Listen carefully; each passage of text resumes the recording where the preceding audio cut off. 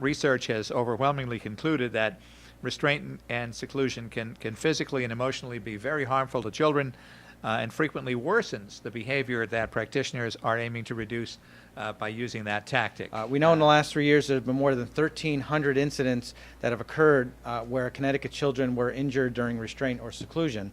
And if we pride ourselves on giving every child access to a high-quality education, we cannot allow these traumatizing practices to persist.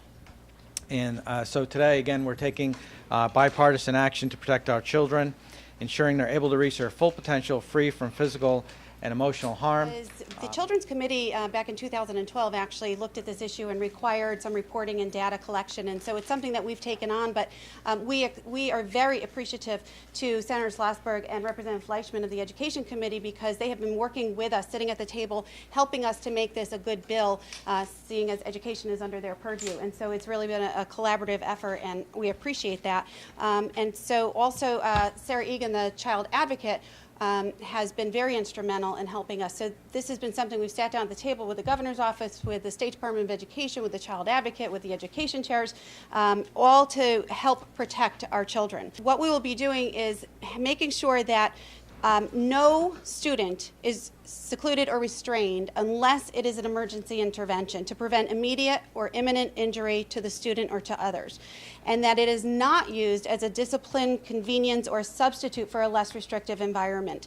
Even with an IEP, it would require a graduated response. An IEP is an individual educational plan for a special education student. It would require a graduated response which escalates to an emergency or imminent injury. We are expanding the law governing restraint and seclusion and the data collection and the reporting to all of our students. Right now, we only speak to this in our special education students or our at-risk children in another statute, 46A-150 to 154. Special ed students are referred to as at-risk, and that's the only way that it is spoken to. We know this is happening with regular ed students. We know that it's happening more often, and so we are making sure that all of this will be in the education statutes and will apply to the entire student body. It adds a time frame that's required for parental notification. Currently, we do require it, but we don't have a time frame specified, and right now, this bill will say that it must be done immediately and up to 24 hours from the incident. We are specifically stating that a prone, meaning a face-down restraint, is life-threatening and may not be used under any circumstances. We are also saying that if there are 4 or more incidents that happens with one child in 20 or less, school days. Actually, it's 20 school days or more. That there must be a meeting called. We know right now that in one school district, for instance, there was 155 incidents. 150 of those were with one student. There must be a meeting triggered when you have a problem like that. So whether it's special education or regular education, that will prompt and trigger a meeting. The seclusion room has been described as a variety of rooms, some of which we don't feel are appropriate. So now any room used for seclusion, the child must have a clear line of sight out. In addition to that, the adult that's monitoring must have visual, direct visual of the child, whether that be through a window or whether that be on video. And current law is actually silent on the time that a restraint is able to be used. So our bill actually says that restraint and seclusion can, when an emergency abates, it must stop. And if it needs to continue, it's a maximum of 15 minutes unless it is authorized by, and we've designated certain personnel, and then it's only authorized for 30-minute increments. So it needs to be continually be reauthorized if the emergency has not abated. And the most important thing here is that we create an environment where our children are safe.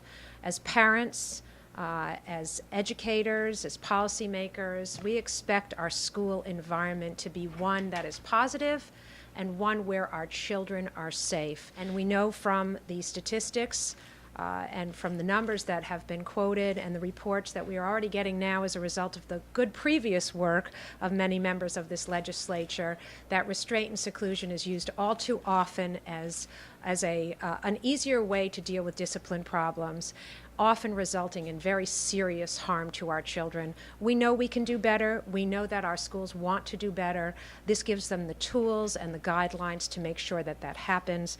My office has gotten many calls from parents, mothers, fathers, grandparents, saying my child was secluded, my child was locked away, my child doesn't want to go to school anymore because they've been restrained and secluded so much.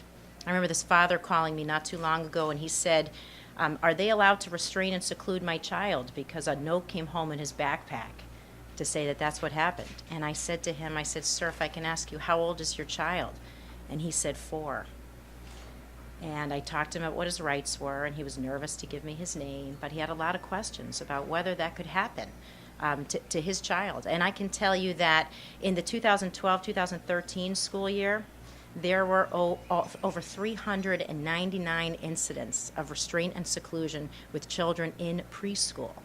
The most likely children to be restrained or secluded are children with developmental disabilities. They're most likely to be in elementary school. These are the children who are most likely to have trouble communicating, the most likely to be nonverbal, the least likely to be able to express to you how they're frustrated or that they're scared or that they're anxious. And Connecticut has been a leader around the state in reducing reliance on restraint and seclusion in mental health programs for over a decade now.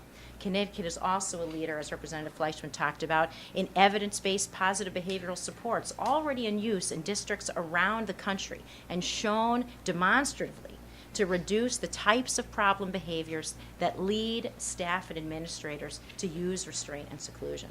And ultimately, what we know from all the expertise around the country is that the use of restraint and seclusion worsens the behaviors it is attempting to address and causes trauma and injury for both children and staff. Bottom line is this. This legislation will protect children both physically and emotionally.